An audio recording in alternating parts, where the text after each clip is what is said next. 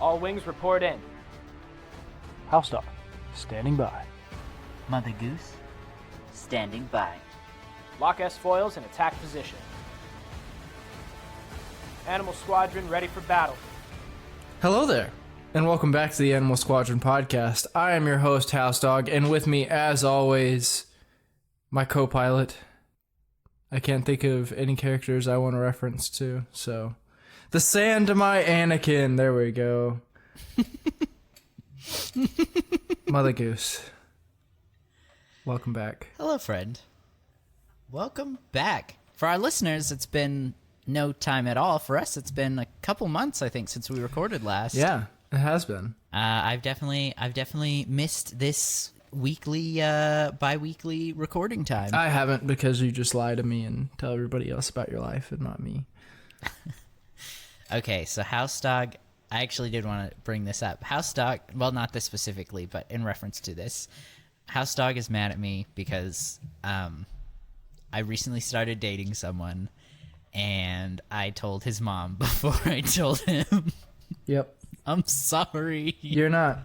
I'm sorry. No, I already told you. You know your mom is like another mom to me, a bonus mom. I don't care. I already told you before we started recording that I was going to verbally abuse you today, and I will exercise that right.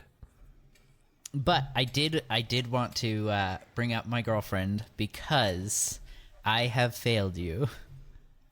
What, does she not like Star Wars? She's a Trekkie. Wow. I know.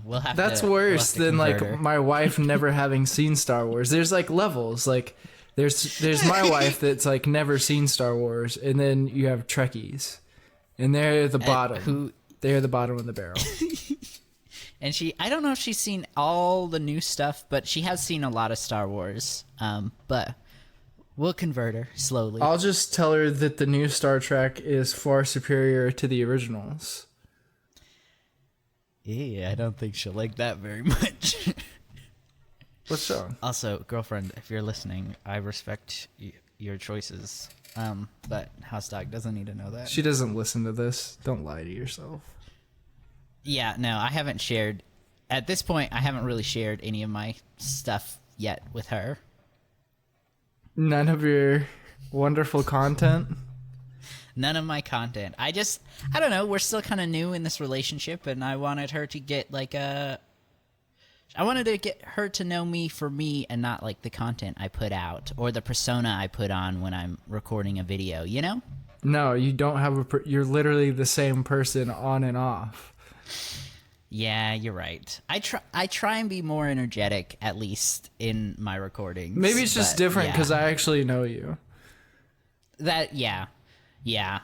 I'm a little more comfortable with you than with like I'm a lot more energetic with you than like if I met a stranger. I'm a very timid, introverted person, so I'm very quiet around people I don't know. I mean, apparently not. You're out here getting girlfriends and not telling me, so... I'm sorry. I'm sorry. As you should be. You left me alone. I needed company. I didn't choose to leave you. I had work. I was so lonely. Apparently not. Apparently you're not lonely. I am not. She's pretty great. Hey, should we talk about Star Wars? No, I want to verbally abuse you more. That's all this episode is going to be, is me just crying the whole time. Sorry, guys. I hope you weren't expecting us to finish our conversation on Solo today. No, this is the Animal Squadron podcast.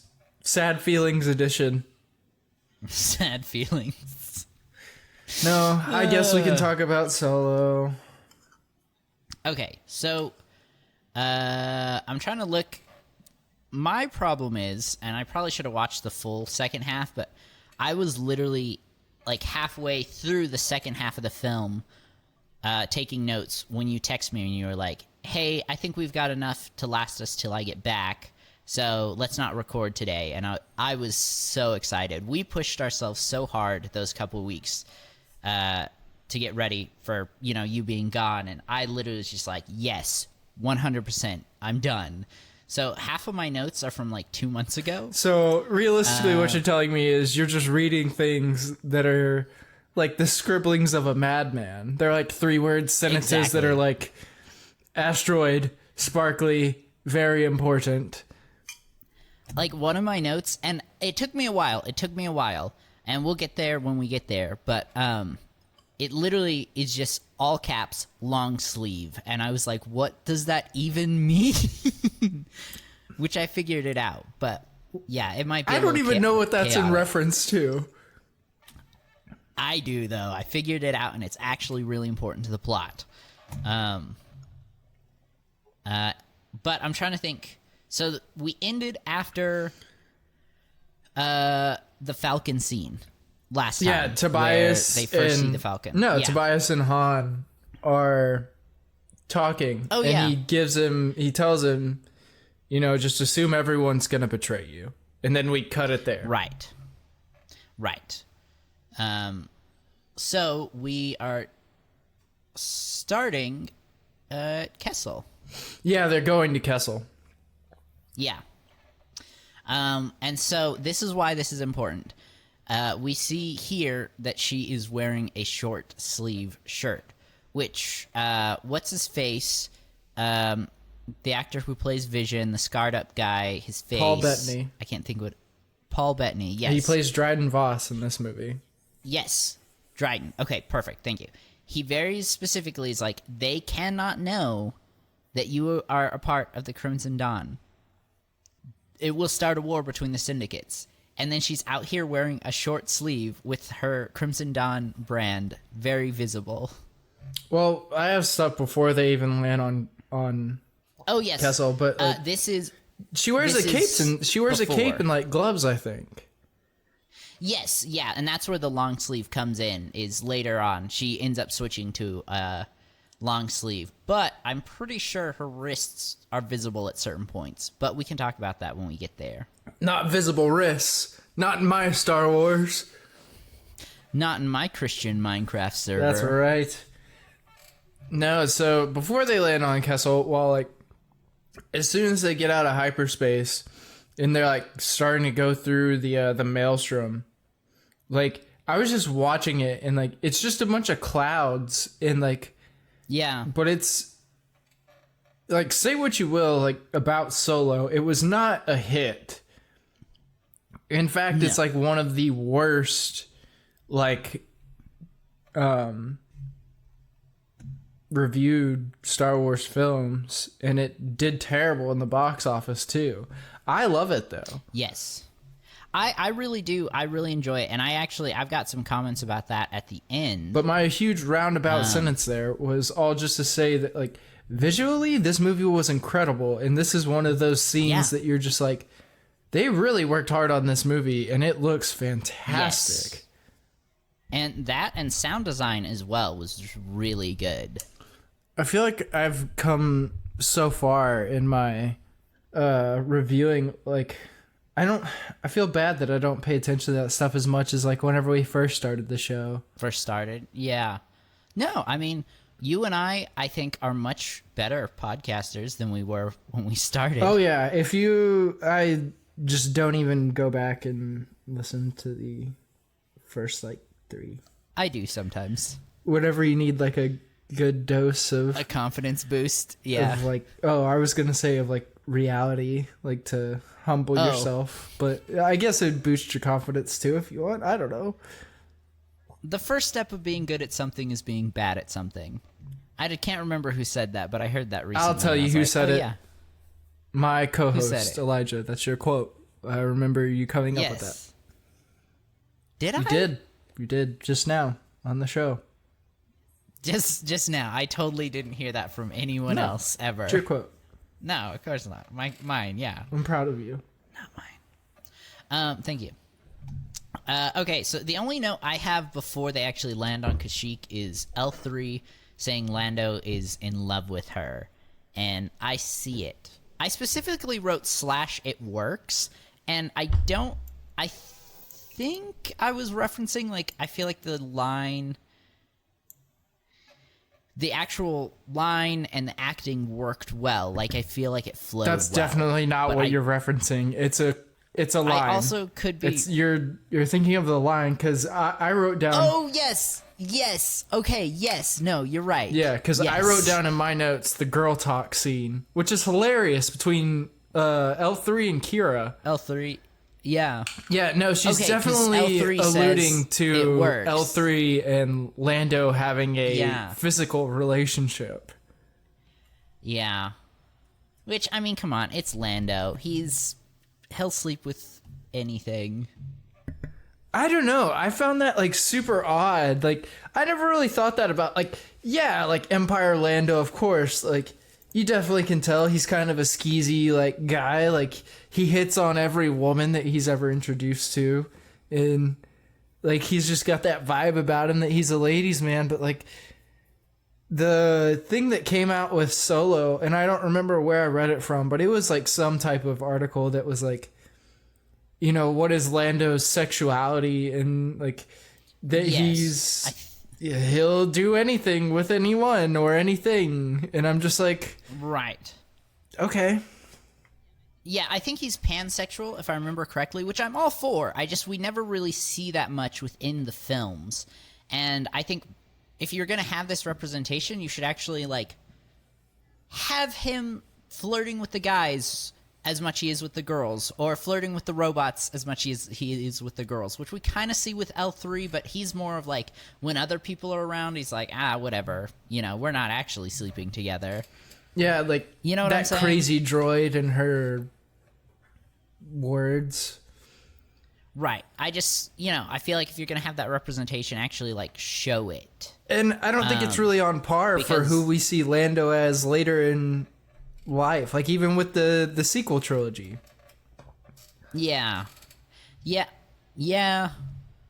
I don't know. I really don't. I think I'm all for Lando being pansexual. I mean, whatever. Be who you want to be. I don't care. Do whatever you want to do. But like, I feel like in this film, that was just kind of a grab. You know what I mean? right. Yeah, I think Like I don't know. I don't want to say it was a PR move, but it feels like it. I am a strong believer that representation and diversity make stories better. But if you have this representation only for the representation, I'm going to rephrase that. If you have this representation only for the sake of a PR move, it is bad representation. Yeah, I don't know if PR move is like the right word for it, but you know what I mean. Like they just did it to be like, oh, we can now say that we are representing this community in Star Wars. Right, and I feel like that can be, if done right, it's great, but it can also be done wrong and be incredibly disrespectful to the community. I mean, not even that. For me, it's just about like the character of Lando. Like it just seems odd. Right. We never really saw much of that from him in the originals, or even much in this film or the sequels. Right, like if you're gonna have that like point about this character that's been around forever, and they knew they weren't gonna, regardless of whether Solo was like broke the box office or was the most favorite Star Wars ever, you couldn't make a Solo 2. There's not enough time. Right. In the Star Wars timeline, I mean. Yes. But Lando sleeps with a robot, I guess so. and it works. Do you have anything else for the girl talk scene? No, just that like that was good. That was good. I enjoyed it. And I also love Kira. Okay. I think she's also one of my top Star Wars ladies. I really like Kira, but I also despise her with a passion. Oh yeah, Like, total I- dirtbag. I hate this lady, but also I think that's how we're supposed to feel, which means the cast and crew did what they were supposed to do. Like, they did a good job. And the story did what it was supposed to do. Yeah, exactly. The only thing that I have after that is like coming into Kessel is, again, I was just looking at the Falcon and I was like, it reminded me, I also thought back to like whenever the film also came out and how much like hate the Falcon received for looking different. Right, because it had the like triangular tip. It was an escape pod, Yeah, right? the escape pod was the mandible of the Falcon was different because it had the escape pod in it. But I was just like looking at the Falcon while they're coming into Kessel, and like, you know, Kessel's all these like smoky and yellow and just kind of ugly looking planet. And then whenever you look at the Falcon, that's like this incredible like shiny white and blue accent on it, and I'm just like, this thing looks so great and it looks so cool. And I was like, why did people not like this whenever it came out? Right. No, I completely agree, and I think there are some things that, you know, once you have some hindsight, it makes sense. Like, people didn't know that the escape pod was going to be jettisoned to save them from the space Cthulhu hentai monster. Also, go check out my Elements of a Great Adventure D&D podcast if you want more tentacle content. This is a family show. I don't think you can advertise that here. No. It's not like that at all. My players are fighting a giant kraken at the moment. Is it the spaghetti monster? No, it literally is just a big octopus that they're fighting, but they keep making tentacle hentai jokes. Now I know why I don't play with you. There's no... It's all family friendly, I swear. Actually, no. It's probably not like that. It's not sexual, but it is very... You're just digging yourself a hole at times. Here. I know. Go listen to my D&D podcast. It's great. Okay, so we see them land, and Kira has a long sleeve. Along with this, though, she's one of Dryden's, like, top people. Like, she is always by his side. I feel like it was really dumb, again, sending her... I think I might have talked about this in the last part. Oh, yeah. The whole point of the operation is that the Pikes can't know they're working for the Crimson Dawn, so why would they send Kira? Not only would there be a chance of somebody recognizing her, but also the Crimson Dawn tattoo and branding. I brought that up last time, but I still stand by that. I still stand by that. She's a known Crimson Dawn member. Yeah, and it's mentioned in the dialogue that she's like one of the top lieutenants. Yeah. I think it's... I don't know. I just find it strange that none of the Pikes would recognize her. I guess I just didn't think of it that hard. I overthink everything. I also wrote Lando's bounty hunter gear. Do we see that here? Yeah. Okay, cool. Perfect. Like I said, everything up to... everything till they land on the planet to get the stuff refined is all from like 2 months ago. I'm sorry. It's okay. I'll be here to jog your memory. But yeah, so as soon as they get off, yeah, he's wearing Lando's gear that he eventually wears in Empire. Okay, yes. I do remember that now. Which is interesting. Which would mean that Han kept it on the Falcon all those years. Hey, you never know when you'll need a good costume. Especially with what him and Chewie do between here and Episode 4. Yeah. My thing was, why is Chewbacca always in chains for every plan? Right! Justice for Chewbacca! I'm sorry, that probably sounded really loud. I've learned recently that because I have my mic attached to my desk, anytime I even like slightly tap it, it sounds really loud. Yeah, I noticed the same thing. But also, justice for Chewbacca. Yeah. Why is Chewbacca always in chains? Put someone else in chains. Yeah. What else from your notes from 2 months ago do you have? I don't have anything until Chewie starts ripping people's arms That's off. hilarious because I have the same thing that's next. Chewie starts ripping people's arms off, and I love it. And that's the other thing is, like, I don't know why I'm defending Solo so hard today, but I'm going to. Like, it's always alluded that Chewie, like, that Wookiees rip people's arms off. And then Chewie does it in this movie. And it's like, he finally did it. We got to see it. He did it. And it's awesome. Yeah, because, like, the only time that you ever saw, like, a Wookiee rip someone's arm off was Lego Star Wars, The Complete Saga, which is a video game and also Lego. Right. Right. Which has no real gore to it. Just a little pop and it's off. I mean, this wasn't even really gory either. Like, Chewbacca's just standing there with two arms. Yeah. Which is great. No, I'm sorry. I wasn't trying to allude that this was gory, just that in comparison between the two, Lego and this is much worse. I don't know. Lego goes pretty hard. Lego does go pretty hard. I heard in the new Skywalker saga, you can just, like, rip C-3PO in half and control the different halves of him. Yeah. Like the legs or the upper body. That's awesome. Okay, mine is a droid, our droid sentient note, which I think is very, very important to my argument here. But do you have anything before they start freeing the droids? No, just the droid Liberty scene as a whole is pretty great. Yeah. Okay, before you dive into it, if the droids aren't sentient, why do they need control bolts? So they don't run away. Right.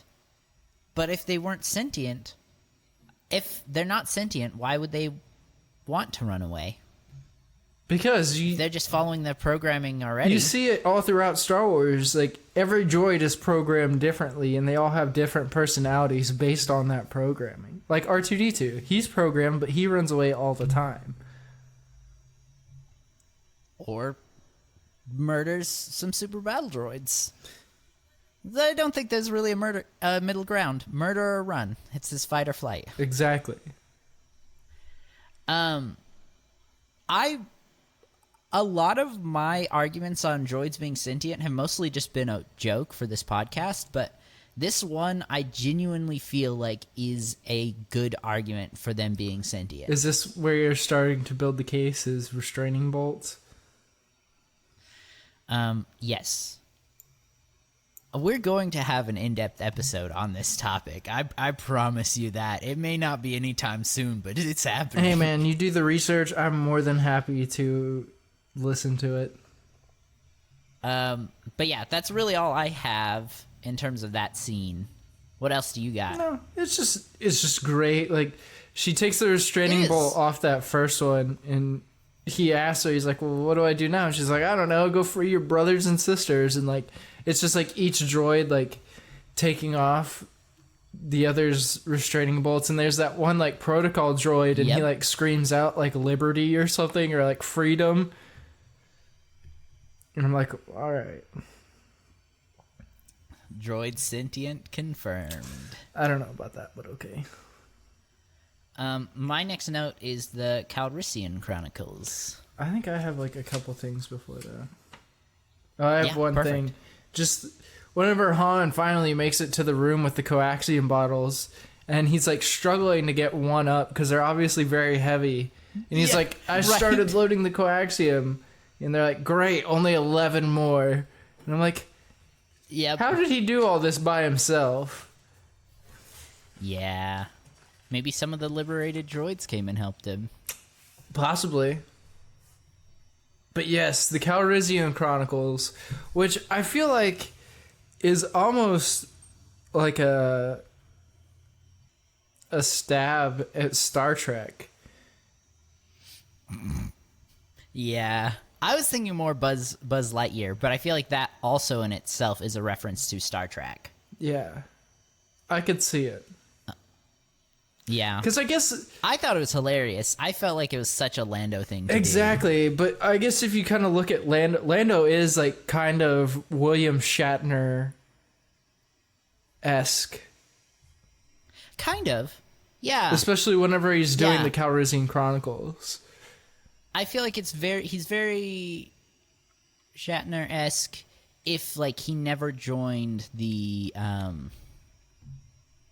Federation, right? Is that what it's called? The Star Federation.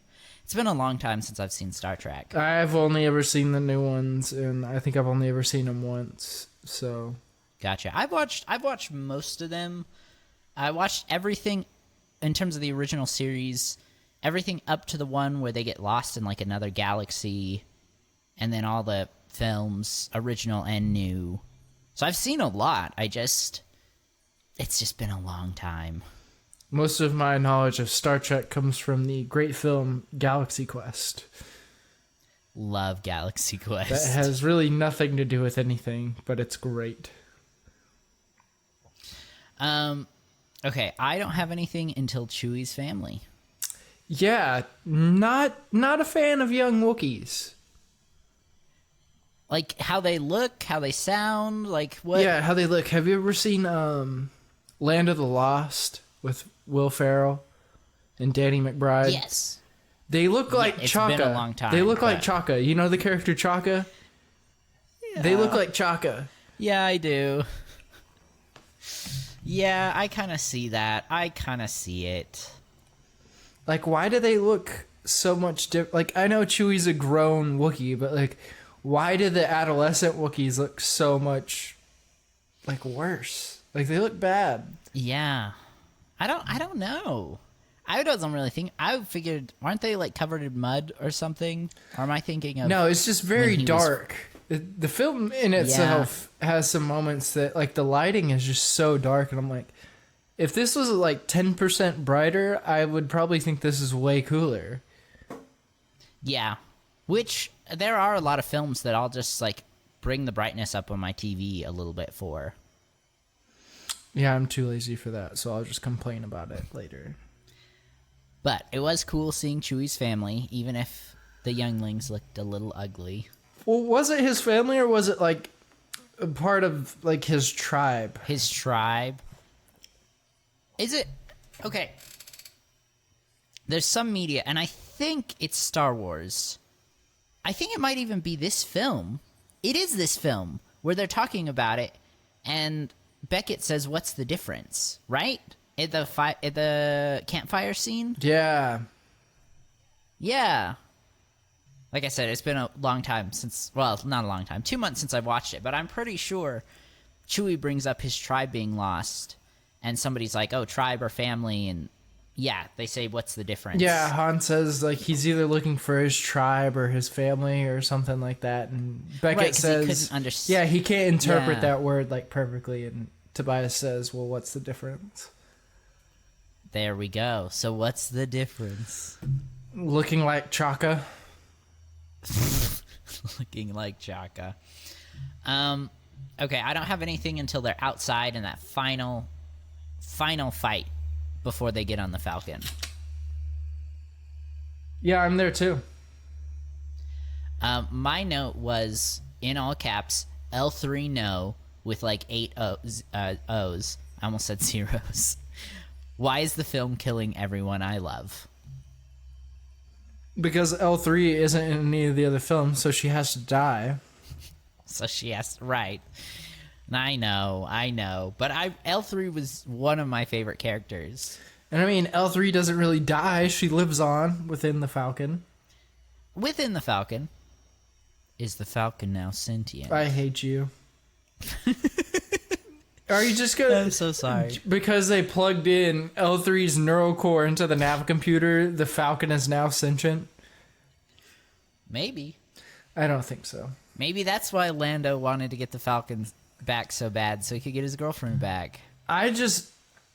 Like, Lando trying to save her, I get, but why did they have to rip her in half? Right? What purpose did that Right? serve in the story? Like, we knew she was gonna die, but, like, they had to rip her in half, too?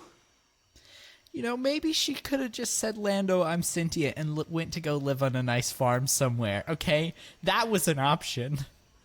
Mr. Lando, I don't feel so good. And then just crumbles. No, I'm completely with you. They did not need to rip her in half, but they did, and she's a goner. Yeah. And then we get Han's first time flying the Falcon. Yeah, it was a great moment, and he looked so happy. It was. I got goosebumps. It just made me happy seeing him happy. But you want to know something that didn't make me happy? Was Han flying and then Kira getting in the co-pilot seat. I just wrote down, that's Chewie's seat. That's Chewie's spot. That's Mother Goose's spot. That's right. Yeah. No ladies allowed. Not on this ship. Dudes only. Dudes only. It's a real sausage party. All right. Save that for your D&D. Save that for D. No, come on. We're about to talk about the octopus monster and the tentacles. We are. We're getting close. It's like a crossover episode between my two podcasts. Ooh. Okay, so they're flying, and do you have anything before the Star Destroyer? No, the Star Destroyer was my next thing. Cool. I just wrote, seeing a Star Destroyer in such a small space is really menacing. Yeah, but it also, like, do you remember that shot? That's one of the shots from the trailer. And, like, everybody was freaking out because, like, nobody could really figure out, well, like, why is the Star Destroyer here? Like, what's going on? Like, yeah. It was one of the most, like, talked about shots from the trailer. I remember. Yeah. And then it really wasn't anything. It was there for, like, 5 seconds. Yeah, I wish it would have, I mean, as cool as it was, I wish it would have played just a little bit more, played a bigger role in it. Yeah, I mean, there was, like, that's an Imperial blockade, and it was one Star Destroyer. Hey, I mean, in such a small space. No, I'm not saying it doesn't work, but it's also like anytime we've ever seen a blockade in Star Wars, it's like a bunch of Star Destroyers or a bunch of Trade Federation ships. No, I agree. It was quite a bit smaller, but no, that shot though in and of cool. itself is amazing. I really like that. Put a sense of fear in me, like even more so than seeing a bunch of ships. Like just having that one in such a small space and there's nowhere to go. Like that would be scary. It would be, and there's not really much you can do. Yeah, but they did it anyway. But they did. You know, I think that would be a great episode one time if we just watched like all the trailers. Ooh, yeah. That's a really good idea. That would be fun. Yes, I will throw that on our schedule somewhere. I mean, pretty much. I mean, everything before Phantom Menace isn't gonna really do anything. Oh, come on. You know that original trailer where they were really shipping Leia and Luke. We gotta talk about it. I just meant like in terms of like remembering and seeing the trailers and like being like, oh, I remember like I thought that this was gonna happen because they showed us this. Oh, right. We literally weren't born yet. Yes, we can't talk about how we felt at the moment. But we can still talk about it and reference to how the film actually like turned out being. Yes. Also, the AC in my apartment is not working good, and it is hot as balls. Yeah, it's like 107, right? Yeah. I am suffering. Sucks to suck. Okay, can we talk about the tentacle monster? No, there's like so many things before that. I don't know why you just want to get to it. I didn't write any. That's literally my next note. Because it's been so long, I have no clue what happens between this, between the Star Destroyer showing up and the monster showing up. It's okay. I can fill in the gaps for you. So they launch a couple fighters. They chase them. Oh, right. They decide to go into the maelstrom. Right. And then Tobias is manning the ventral cannon. And the cannon's different. Yeah. It's not the normal cannon that has like the four right. like shooters. It's just one. It's just one main cannon. Right, which I'm sure at some point Han and Chewie had upgraded or downgraded depending on their budget. No, it got ripped off. Oh, right. Literally in that scene. Yeah. Now I feel dumb. I'm gonna delete that from the episode, and there's nothing you can do to stop No, me. Elijah, the cannon got ripped off. They didn't upgrade it or downgrade it. I don't know why you're getting confused about the movie that you just watched. Of course, that I just watched. I did not watch this 2 months ago at all. No, this is all current. But that happens. Yes. And then... Oh, Kira finally gets out of Chewie's spot. Chewie takes over. Finally. And he, like, fixes everything. And Han's like, how do you know all this? And Chewie's like, I'm 190 years old. Yeah. Which is crazy.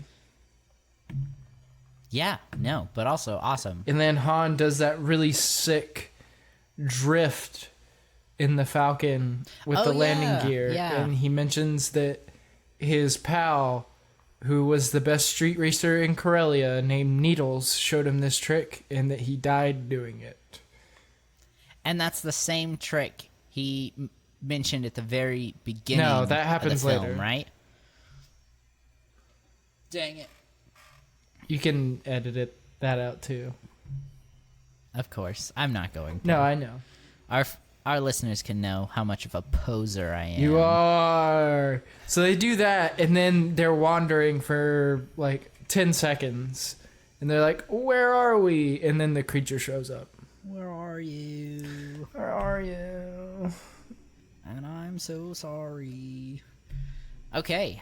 So, the creature shows up. He does show up.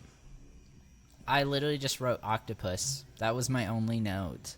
I'm really good at this podcasting thing. Yeah. I mean, you write incredible notes, and then we wait 2.5 months, and then you're just reading nonsense words. In the moment, it makes sense. I'm like, okay, this is what I want to talk about. I'm just going to write the keyword down, and I will remember. It doesn't matter if it's 2.5 months ago or an hour later. You just write down words, and then you're like, I have no idea what octopus means, but I do know what octopus means. That was just an example. There's a space tentacle monster. it was just an example of what you do most of the time. Yeah, I'm a little scatterbrained. But I thought visually it was really cool. I loved how like large it was in compared to the Falcon. Yeah. It was a weird creature, though. I want to know what it is. Yeah, me too. I want more in-depth lore on what it is and what it does. I think it just hangs out. Just eats ships, avoids gravity wells. Sometimes Hangs out near them. because that's not dangerous at all. It It's big. I'm sure it could totally survive if the gravity well tried to grab it. is the creature I'm sure. sentient? I don't. Yes, but not like. Not like a intelligent. droid, huh? I would say it's probably more like an animal, like a actual octopus, like smart, but not like, oh, let's go get in our car that we built. You know? Are you saying that an octopus isn't capable of building a car? Not right now. Let's give us a few more 100,000 years and we'll see, but octopi are stupid intelligent, but not us intelligent, not yet. Have they been given the tools and the knowledge? Okay, but humanity, all I'm going to say is built the tools themselves. Yeah, but if we gave I'm not taking if we any- gave the I'm not octopus taking the same training, could they do something with that? I don't think so. Not right now. But maybe. Maybe one day in the future. Fine. I don't have anything till the gravity well. Yeah, I just thought it looked cool whenever the creature gets its skin like vacuumed off of Ripped its off. body. Yeah, I literally wrote the octopus getting ripped apart by the gravity well was gruesome. See, I write coherent notes sometimes. I just thought it looked cool. Like, just sucked its skin off. I felt really bad for it, to be honest. Because it was just hungry. It's just wanting a snack. It didn't deserve to be ripped apart. It did. It tried to eat the falcon. Okay, yeah. Then we'd have no Star Wars without it. That's right. Now, plot twist, they all get eaten by the monster, and we figure out that our Han Solo is a different Han Solo and Chewie from this movie. Oh, it's actually the weird Chaka Wookiees. It's actually Chaka. But no, I thought their whole plan was to, like, get away from the monster and the gravity well was really cool. Like, dropping the escape pod, using the, what was it, coaxium, right? Yeah. To boost everything. I don't know. It was an intense scene. It was well thought out. I really liked it. It was good. And it's fun. And the creature gets its skin sucked off. It gets its skin sucked off. Okay. I'm finally to where I was watching last night. Well, that scene is also where he says, "Do you remember whenever we were in Corellia?" Oh, okay. And they do the thing where he, like, flips and tried to go through the wall and it didn't work out. Yeah, and he's like, "This time it'll work." Okay. Cool. See, I knew it was in there somewhere. Yeah, it was just a completely different scene. Okay, like 5 minutes. I don't apart, care. Maybe. Okay, so they land. Do you know what this planet's called? Savarine. Savarine. Yep. So they land. The Falcon's not looking good. Why did you look at me like you thought I was lying to you? Because you looked at me like you were lying to me?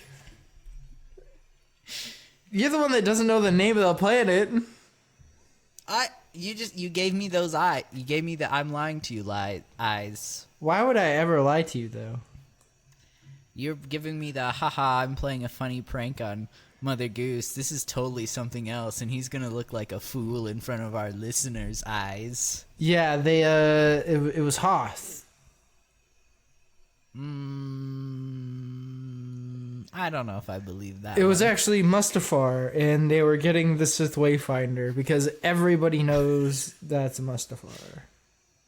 Yeah, it's totally not still a lava planet at this point. I'm just still upset about finding out that was Episode 9. Mustafar. You just mad that I knew a Star Wars fact you didn't? No, I'm mad that, like, it was never, like, put out that was Mustafar, because Right, it should have been more clear. this is, like, super off topic, but on my Facebook, for some reason, like, this one page that posts, like, Star Wars stuff, like, I don't follow them. They just wound up on my Facebook one day, and I guess since I, like, look at the thing, like, their posts a lot, like, they pop up on my page a lot. And I've been seeing, like, a ton of the Knights of Ren comics. Yeah. And, like, at one point, they, like, intermingle with Vader. And that's where the Mustafar thing came from. Gotcha. So they've now added them to the original trilogy era. Well, The Knights of yeah, Ren. they're part of, like, it's either their comic series or the Vader comic series that came out, like, a year ago or something. Gotcha. Which, I've said it before, I'll say it again. The Knights of Ren and the Inquisitors should have just been one group. We're on this again? Yes.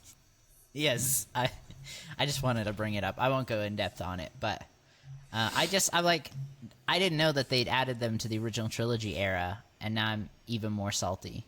They should have been the same group. Okay, so they land, and Han tells some random guy, I just did the Kessel Run in 12 parsecs, and the guy just kind of walks away, and I wrote, he should have been more impressed. He should have been more impressed. Well, not just that, but Chewie, like, says something to Han after, and Han's like, not Right. if you round I wanted down. to bring that up, too. So did he not make it in 12 parsecs? Was it 12.5? I mean, according to this, Han, It'd have to be 12.4 at the highest, which is still impressive. assuming that galactic math is the same as our math, because Right. parsecs is a distance and not a time. Right. Right. But if it was 12.5, again, depending on their math versus our math, you'd want to round up. Not if you were trying to make the record. That's true. It could have been 12.9. Could have. But hey, it had 12 in those first two number slots. That's all that matters, right? Which makes me wonder, has anyone ever beaten 12? Probably not. I feel like Lando would have got... Not Lando. Han would have got a little pissy about it. I don't know. Now I'm curious. Me too. Okay. Oh yeah. So I wanted to talk about Lando and Han's conversation as they're Lando's saying, "I'm gonna go wait on my ship for my cut," and I wrote, "The look Lando gives Han says, I'm gonna turn you into the Empire someday." There was just something in his eyes that I was like, that was acted really well. That just like, I respect you now, but I will betray you at some point. I mean, Han did pretty much just outright destroy the Falcon. Yeah. Yeah. But they're alive. That's true. But did Lando even get a cut? No. That's No. what I thought. He was supposed to, but because of everything that happens, he does not get his cut. Darn. And then I wrote, Kira plays Han so well. Just as like a general note. Oh, okay. Yeah. And then we see those guys show up. And I wrote, I think it's Infus Nest, but I wrote, oh no, it's those guys whose names I forgot. Yeah, it's Infus Nest. Cool. See, I'm a real Star Wars fan. Look, it's those guys with the things Those at the guys. place. And this was another time when them showing up that I noted how much I really enjoyed the soundtrack. Yeah, I just didn't notice like music as much in this movie. Or Yeah. maybe it was just today, but I just didn't. I feel like it has a good soundtrack. It just doesn't have anything like really iconic like Duel of the Fates or the Imperial March or, you know, so many other iconic Star Wars films. Like it is has a really good soundtrack. There's just not one that really stands out. Yeah. Do you have anything for this scene? I feel like I'm kind of just rushing through it. I don't want to take away from what you have to say. No, it's another scene that I remember from the trailer, and it was like that it's the Indiana Jones moment Yeah. where he shoots the sword guy. Do you remember that part? He shoots. It's like No, I remember that in Indiana Jones, but I don't remember something like that in this film. well, it's whenever Infus Nest shows up, and the leader, Infus Nest, is standing there surrounded by all her people, and Han Right. undoes the flap on his gun, and it's like the same moment that happens in Indiana Jones, where he pulls out the gun and Right. shoots the guy with the sword. Except he doesn't shoot this time. Instead, he decides to make up a lie about all their guards and hired guns. Yeah, but it looks just like... That scene in Indiana Jones. Yeah, no, I get that. And I think my last note from this scene is just good timing, Lando flying away when he's needed the most.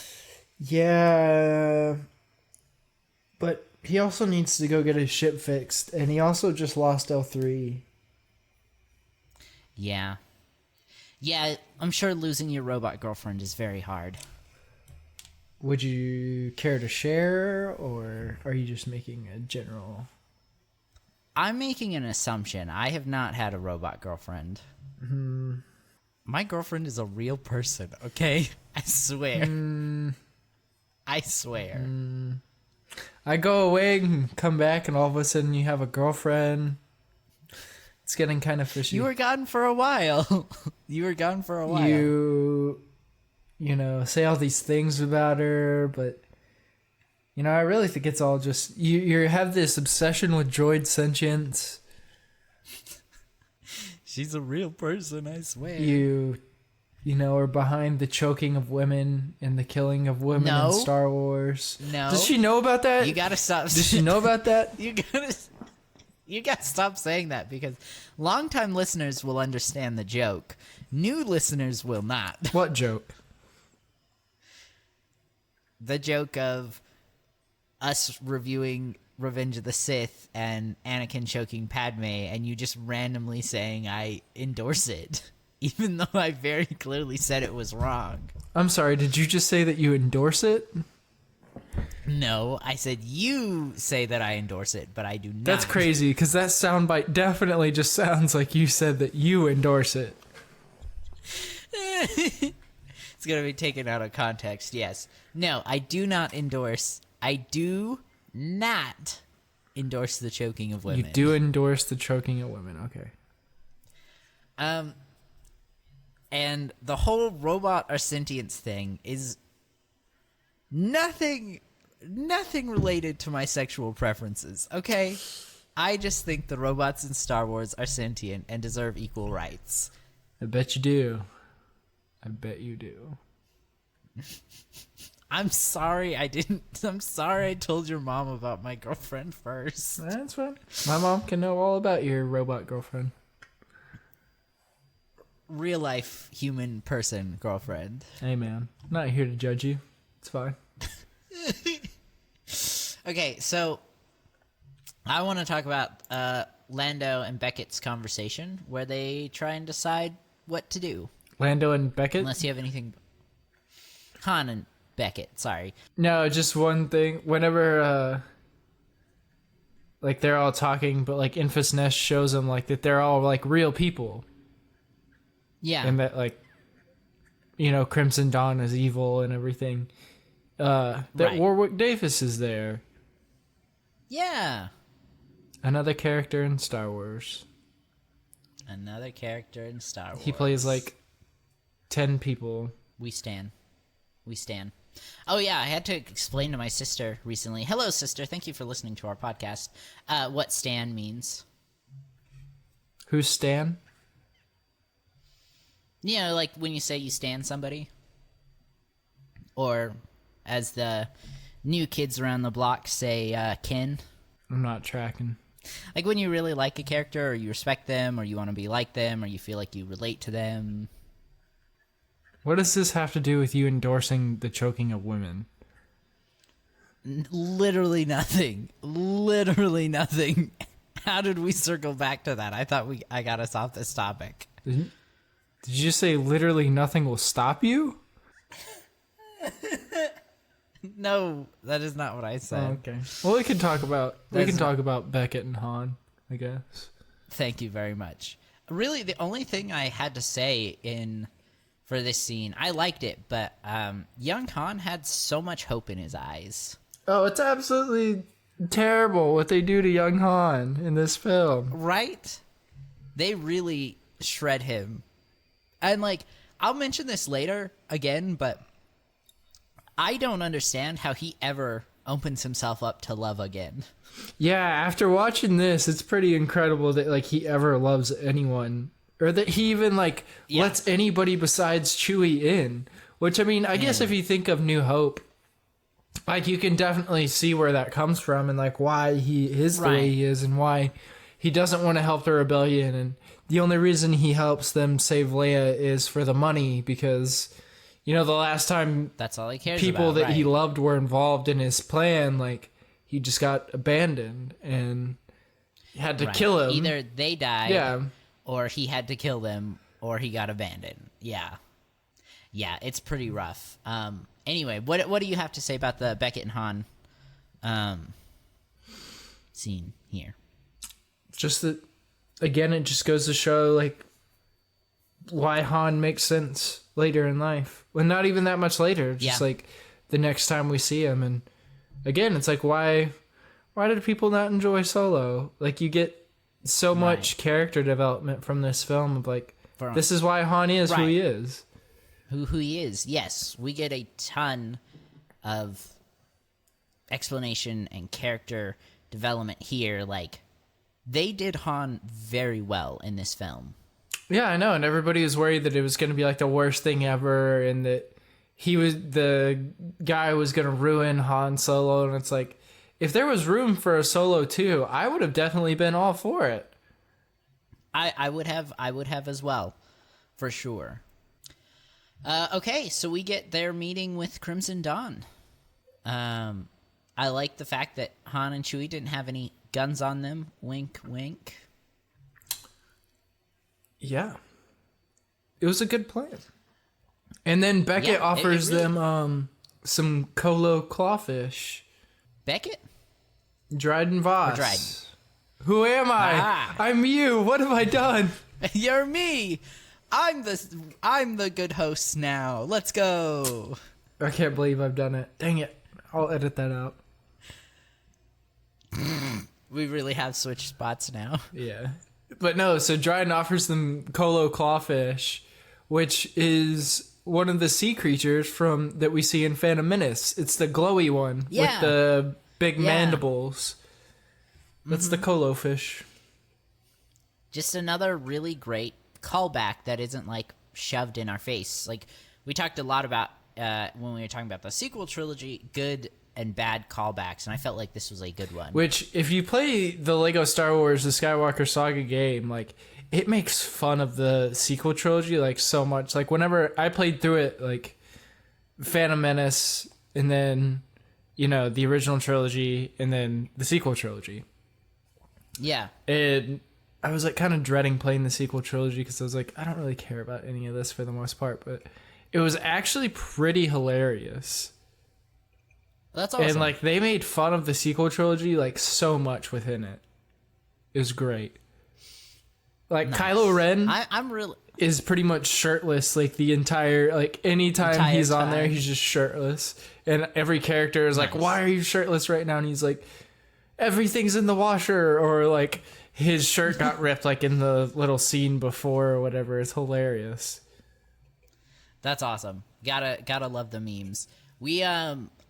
Once we were talking a little bit before we started recording, but I was telling HouseDog that it seems like there are just some minor issues with the game right now that I'm just waiting for them to hopefully patch out and improve at some point, and then that's when I'll pick it up. But once I do, we should definitely do an episode reviewing the Skywalker Saga.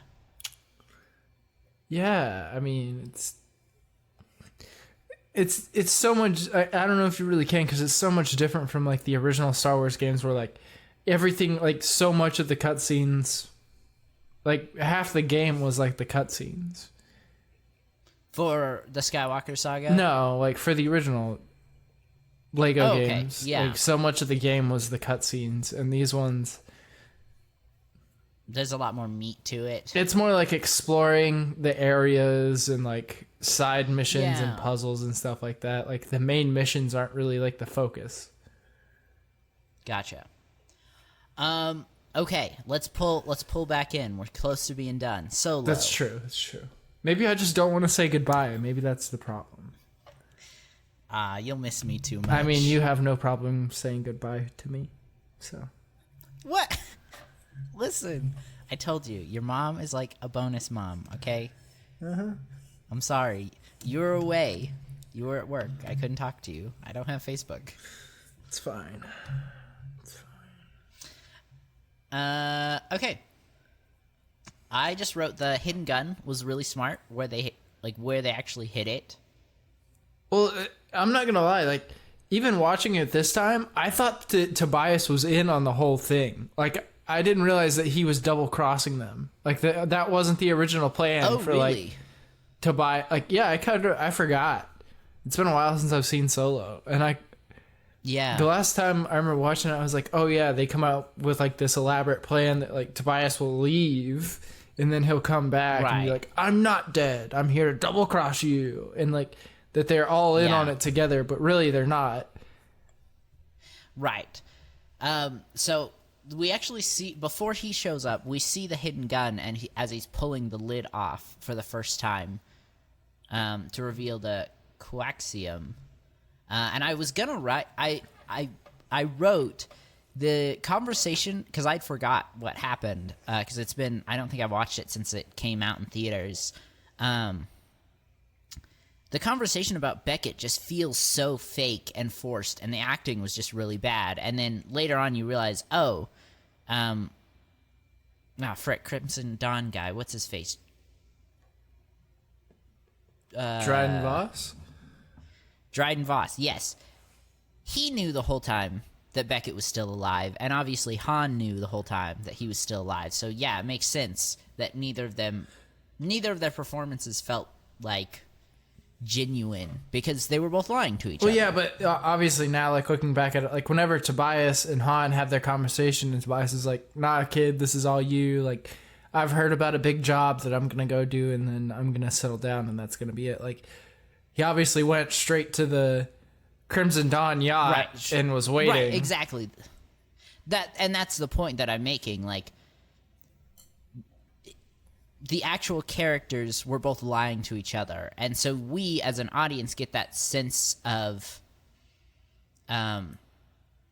dishonesty. And when you're first watching it and you don't know that Beckett's about to show up, it feels a little awkward, but it makes a lot more sense once you see, oh, okay, that's what's happening. No, I get the same vibe. I know exactly what you're saying, but it's also like, if you think about Han is never a good liar. No, not really. No. Like, he's a terrible liar throughout everything. He's a terrible liar. Yeah. He should just have Chewie do all the lies. Or maybe Chewie's cousin, Chaka. And the last thing I really have... Oh, wait, no. No, I have a lot more scene notes on this scene. I typically break my notes up by scene, but I organized them wrong here. The twist that... So we get the twist that Beckett's still alive, but then we get the other twist that Han expected that. Yeah. And they turned it around on the Crimson Dawn. Yeah.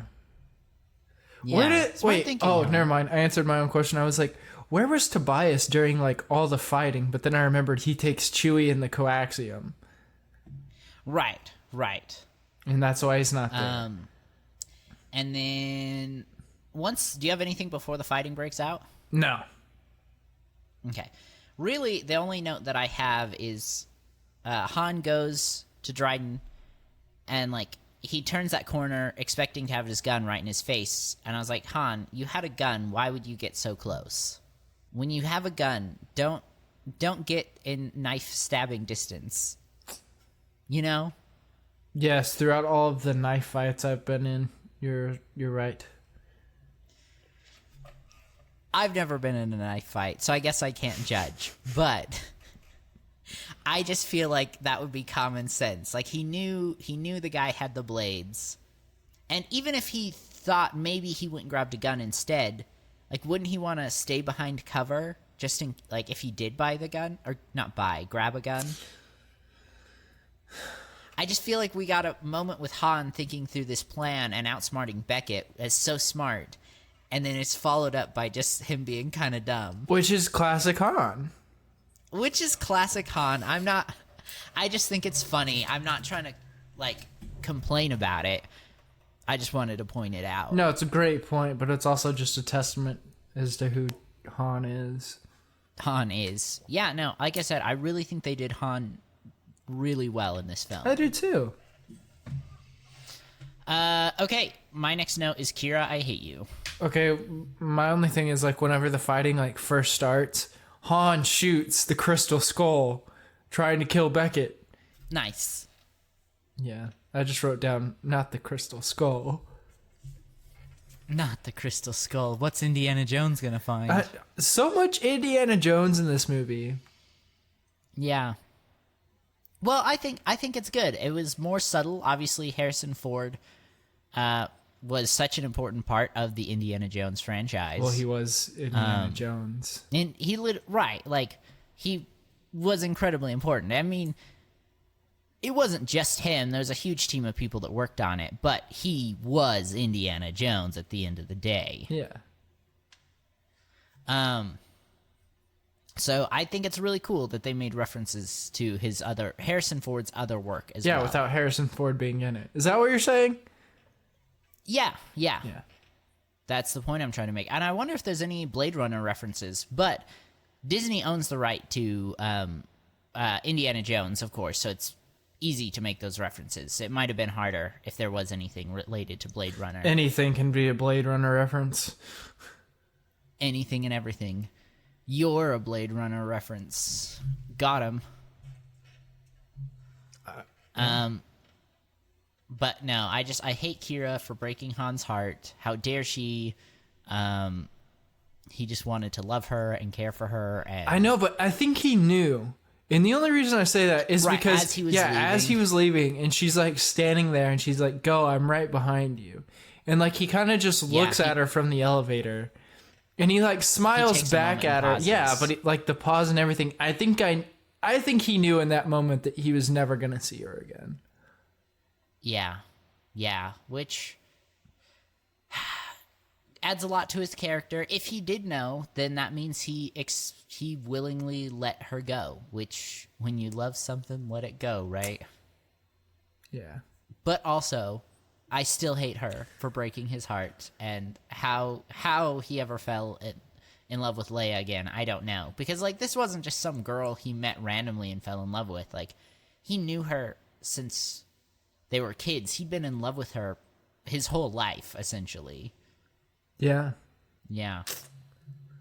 This was a deep love. I know, and then the elevator closes, and like I was thinking about like whenever like we went and we saw this the first time, and I was like watching it today, I was like, man, I had no idea what was about to happen. Right. And like this scene is crazy, and just the fact that like Kira completely like the door closes, she goes and grabs the ring, and then just like immediately reports and is like, Dryden's dead. Sorry. Yeah.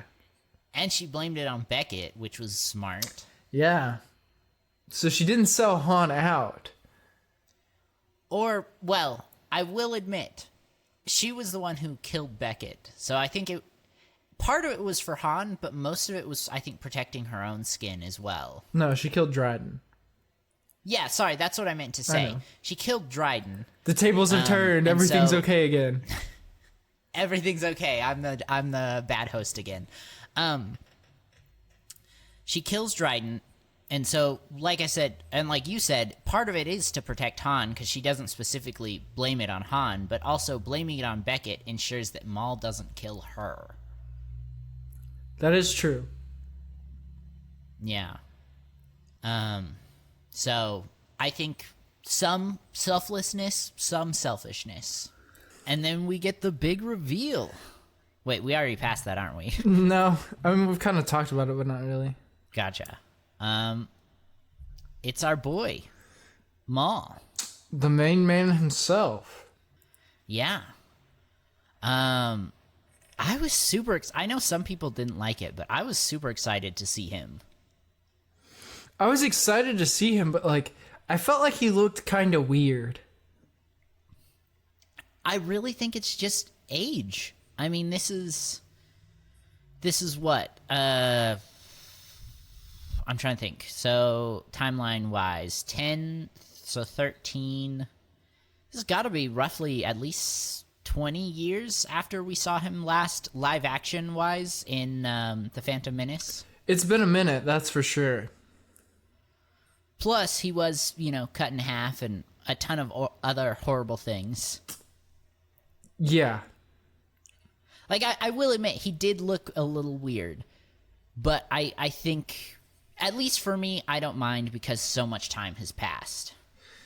Yeah, it just kind of catches me off guard every time. Because I'm like... Yeah. I don't know. Like, there's nothing wrong with it, but it's also like... Why does Maul kind of look funny? Right. Yeah. I get what you mean, and I feel like his lightsaber too looked a little strange. I liked it, but just visually, I was like, oh, it looks a little different here. The lightsaber was fine. I didn't have a problem with the lightsaber. It was just the Oh no, I didn't have a problem with the lightsaber either. Just it's different. It's new. Did you see that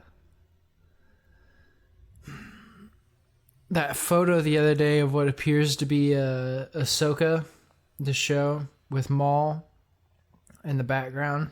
Yes. That is actually a fan film, if I remember correctly. Really? Yes. I was super excited when I saw it too, but I think it's a fan film. It looked pretty real. Which it did, and I'm all for fan film. And maybe that's what Disney's saying. Maybe it is real, and maybe what am I trying to say? Maybe they're just lying to save face, but I think the Ahsoka series takes place after Maul is already dead. Unless it's could be a flashback. No, because the Ahsoka series... Is Maul dead then? Because I think... Yes. Because Mandalorian takes Maul, place... Yeah, Mandalorian takes place after the fall of the Empire. after episode 6. Which would mean Maul's and dead. Maul dies before episode 4. Yeah. Dang it. See, I know Star Wars things sometimes. Dang it. Maybe it's a flashback. Right, that is still a possibility, but I think it's a fan film. Which, again, I'm all for. I love fan films. Now I'm angry. It's okay. But I need to know more about Maul in the Crimson Dawn. Yes, that's something I do wish that the Rebels had expanded more on, is Maul as the crime boss. Well, whenever we find him in Rebels, he's been hiding out on that Sith planet for, like, ever. Right. And so I'm still happy to see Maul in Rebels, but I need to know how he really got there. want- I need to know how he lost the Right. Crimson Dawn. Right. I want more as Maul as the crime boss. I want to see Kira. I want to see what happens to her. And everything else. I know there's a Kira comic.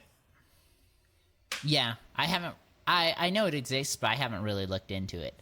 I also want to know more about the Death Watch and, like, how they transition to the Children of the Watch. I think you'll get that in Mandalorian Season 3. Gotcha. Okay, my next note is Han and Beckett's final meeting. I know. It's a tough one. It's a tough one. I literally just wrote Han shot first. He usually does. The thing that gets me is right after what he shoots him and then immediately runs over to Beckett to, like, hold him in his arms while he dies. In his last moment, which is really heartbreaking. In all caps, I wrote, Han, I'm so sorry, because this is such a traumatic event. Like, Beckett, even though they didn't know each other too long, I'm sure played a father figure to Han. Well, I mean, it's who, like, Han based himself on after all of this happened. Right. And, I mean, I also wrote in reference, because he's also watching Kira fly away at the same moment. Like, he just lost two people who were incredibly important to him. Well, it's like whenever him and Kira are talking, whenever, like, they meet right before Enfys Nest gets there. This backtracks a little bit, Yeah. but, like, right before Enfys Nest gets there, and, you know, Han's, like, trying to get her to run away with him. And he's like, I'm the bad guy. Like, I'm an outlaw. And she's like, Han, no, you're not. You're the good guy. Right. Yes. And I also think that part of it might have been that she didn't want Han getting caught up with Maul. Yeah, like, she definitely didn't. She wanted Han to, like, have a chance at a life outside of what she was in. Right. Except Han is stubborn and just kept at it. Well, Kira's also a dirtbag, so who really cares? Yeah, we hate Kira around these parts. Yeehaw. I mean, Patooey. I don't like what she does to Han, but I definitely like her. Oh yeah, no, she's a great character. I really like and hate her, and that is a great place to have a villain-esque character. Oh, I was talking about her as a woman. Listen here. If anyone here endorses the choking of women, it's you, HouseDog, and I think you just made that very clear. I don't understand what you're getting at. This is a family show. Yes, of course. We don't talk about tentacle hentai at all. We've never mentioned that on the show. My weird co-host has, but I never have. Listen, like I said, I had to have that cross podcast promotion. You can't cross the beams, Elijah.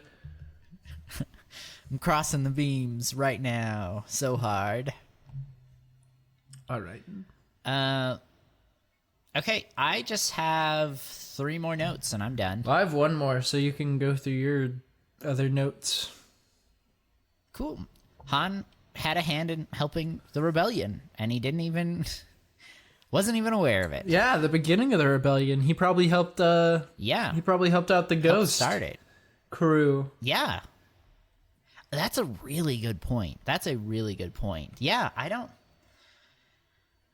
know. I really, really liked that fact about Han, that he played a small part in the start of the rebellion, and obviously played a big part in finishing it all.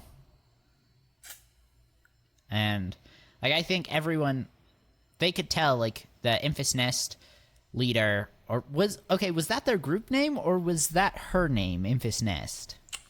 I think both. Okay, cool. Enfys Nest made it clear, Han, you would be a big help to the rebellion. We need you here. You're great. And she's completely right. He just was not ready yet as a character. And I think that's really powerful. Yeah, I think it just... Everything, of course, is in... so that everything can build up to whenever he comes back and helps Luke in episode 4. No, I completely agree. So it's just... Everything is about planting those seeds. Right. And they did that very well. And then Han beating Lando. And I just wrote, good for him. Yeah, so I thought about it today. Whenever Han first comes into that jungle card game, right? Mm-hmm. And he hugs Lando, it's like the same thing that Lando does to Han in Empire whenever they go to Cloud City. Yeah. He's all mad at him, and then he brings him in for a hug, and it's like the same scene, just reversed. But I didn't really catch it until today. Yeah. No, that I hadn't thought about that. I love, obviously, that he stole the card, so Lando couldn't cheat. Yes. And then he doesn't even use it against him. He just throws it on the table. Because he's a good man. Deep down, he's a hero. Deep down, he's a hero. And that was the last of my actual notes regarding the film. But I did just kind of have a general statement of the film. What's your last note? That was it. Oh, okay, cool. So I just wrote, I really like this moving. We're watching the movies and the talkies. I like moving too. I really like this movie. There's so many good things about it. Han, they did Han really well. They really set up who he is in episode 4. Visually, it was amazing. Soundtrack was just really, really good.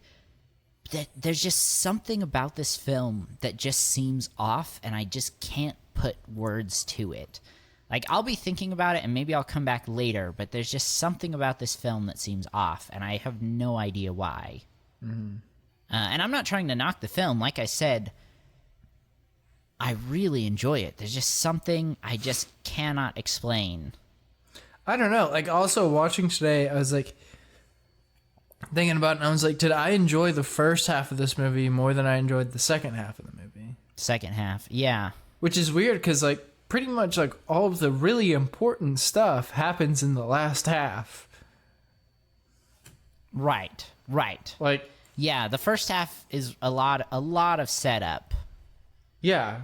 But I don't know if I had this feeling watching the first half. I don't remember feeling the way I feel right now. And I'm sorry. I know this might be frustrating to listen to. It's frustrating to feel. I wish I could describe it. Something feels off. And I don't know what. Do you think it's like Harrison Ford not being in there? Potentially. But I mean, it's not like they could. I mean, I guess they technically could have de-aged him with CGI, but I'd much rather they did what they actually did. And I really liked, I don't know his name, but I really liked the actor for Han. I think he portrayed young Han extremely well. I liked the plot. I liked the general pacing. Something seems off, and I will be thinking about it. And if I can put it to words, I'll let you guys know in a later episode. I think I know what you're talking about, because I think I can kind of like understand that feeling and kind of feel it too. Like you enjoy the movie. It's a good movie. You don't have any problems with the movie, but like something just feels kind of weird. That's how I feel. Like, I kind of feel that way sometimes watching this movie too, but like that's how I feel about Rogue One, is that like I know I'm watching Star Wars. I know it's Star Wars because it says Star Wars. There's Star Wars stuff in it. There's X-Wings and blasters and everything else that comes with Star Wars. But whenever I watch it, I'm like, this doesn't really feel like Star Wars. Yeah, and that might be it. I don't know. I think between the two, I feel like Solo feels more like Star Wars. But we have established Han, Chewie, Lando characters that we see later on, and Maul, which we saw before and after. So, yeah, I don't know. Anyway, that's all I have to say. Do you have any other thoughts on the film? I do not. Okay, well, we will pull out, but if you guys have any Star Wars related questions, you can email us at animalsquadron@gmail.com. Again, that is animalsquadron@gmail.com. We would love to have you guys be a part of this conversation.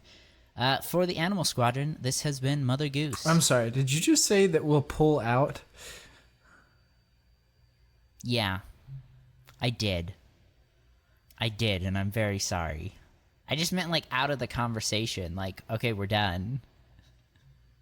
Are we doing Rogue One next? What? I wasn't ready to end it. Are we doing Rogue One next? Yes, Rogue One next, and then after that we've got we're gonna do a ranking of all the actual live-action Star Wars films, and then after that, I don't know. We've got some cool stuff coming. I know we're gonna talk about The Mandalorian. We'll definitely talk about Kenobi. Yeah. I definitely want to do an episode at some point where we talk about the music of Star Wars. So we've got a lot of really cool stuff coming, but I'm just not sure exactly what's after our ranking of the films. I am just ready for Kenobi. It's going to be so good. That's all I want. We will definitely be talking about Kenobi soon. Yeah. Okay. For the Animal Squadron, this has been Mother Goose. And HouseDog pulling out. Pulling out, baby. Goodbye.